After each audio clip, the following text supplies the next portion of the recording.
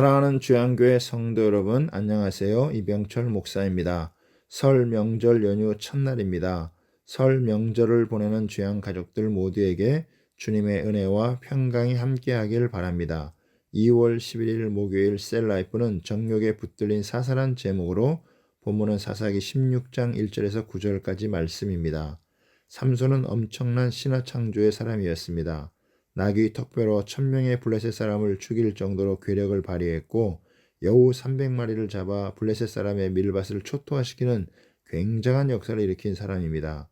그야말로 온 이스라엘의 영웅으로 추앙되며 블레셋의 위협이 되는 인물이었습니다. 그런데 삼손의 이런 신화는 자신의 것이 아니라 하나님의 것이었습니다. 전능하신 하나님의 능력이 어떤 것인지를 보여주는 것입니다. 그러나 이런 엄청난 신화의 사람도 유혹 앞에서 쉽게 무너질 수 있습니다. 하나님은 삼손을 통해 엄청난 능력을 받은 하나님의 사람일지라도 어떻게 한순간에 비참하게 추락할 수 있는지를 우리를 일깨워 주고 있습니다. 그러므로 우리는 신앙의 경각심을 가져야 합니다. 오늘 본문의 내용은 삼손이 가사라는 성에 들어가 기생의 지혜에 겨하면서 유혹에 빠지는 내용을 다루고 있습니다. 오늘 본문을 통해 두 가지를 묵상해 보겠습니다. 첫 번째는 연약한 자를 통해 전능하신 하나님의 능력이 드러납니다. 삼손이 가사에 내려가 한 기생의 집에 들어갑니다.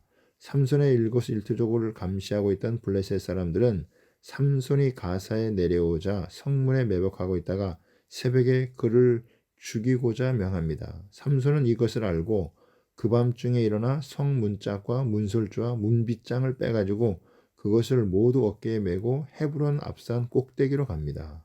암살의 위기에 있었던 삼손이 도리어 하나님의 큰 능력으로 위기에서 벗어날 뿐 아니라 블레셋 사람들을 엄청나게 위협하게 됩니다. 삼손은 약점이 많은 사사였지만 하나님의 능력이 그와 함께하고 있는 이상 그를 쉽게 잡거나 해칠 수 없습니다. 블레셋 사람들이 계속해서 삼손에게 당할 수밖에 없는 것은 삼손에게 하나님의 능력이 역사했기 때문입니다. 하나님은 부족하고 연약한 자를 통해서도 놀라운 능력을 드러내십니다. 두 번째는 하나님의 능력을 유지하려면 자기 부인이 필수적입니다. 삼손은 이 일 후에 소래 골짜기의 들릴라를 사랑하게 됩니다. 위험한 줄타기를 계속합니다. 삼손이 큰 일을 하고 하나님의 능력을 나타내는 것 같아도 실상은 그의 중심은 조금씩 유혹에 넘어가고 있었습니다. 자신의 능력이 여전하다고 생각할 수 있지만 서서히 안으로 무너지고 있는 것을 인식하지 못했습니다.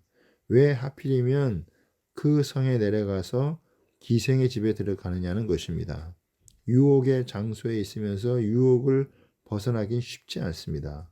작은 유혹이나 시험이라도 피하는 것이 유혹에 빠지지 않도록 예방하는 지름길입니다. 블레셋 사람들은 들릴라를 통해서 삼손을 잡을 계략을 짭니다.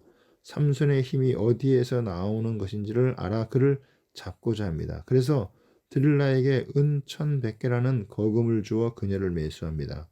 돈에 매수된 들릴라는 삼손의 계략이 어디서 나오는지 온갖 수단을 다 동원하여 알아내고자 합니다.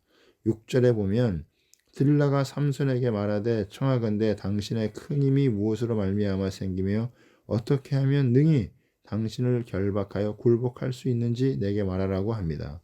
그러자 삼손이 마르지 않는 새 활줄 7으로 나를 결박하면 내가 약해져서 다른 사람들과 같으리라고 말합니다. 물론 삼손의 이 말은 진실이 아니었기 때문에 블레셋 사람들이 들릴라의 말을 듣고 새 활줄 7으로 삼손을 잡으려고 했지만 잡을 수 없었습니다. 악한 사단은 언제나 하나님의 사람들의 약점을 파악하여 공격해서 넘어뜨리려고 합니다.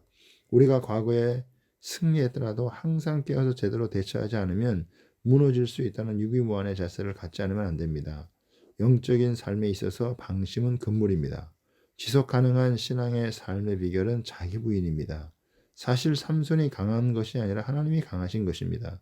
다른 사람보다 더 낫고 강하다고 생각하는 순간 교만이 쑥 하고 들어옵니다. 그러므로 우리는 늘 겸손하게 나가야 합니다.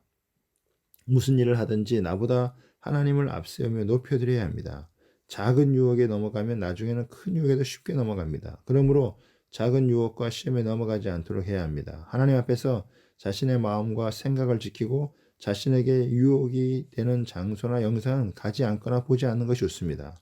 한두 번은 이길지 모르지만 반복되면 반드시 틈이 생기고 그러다가 무너지게 됩니다.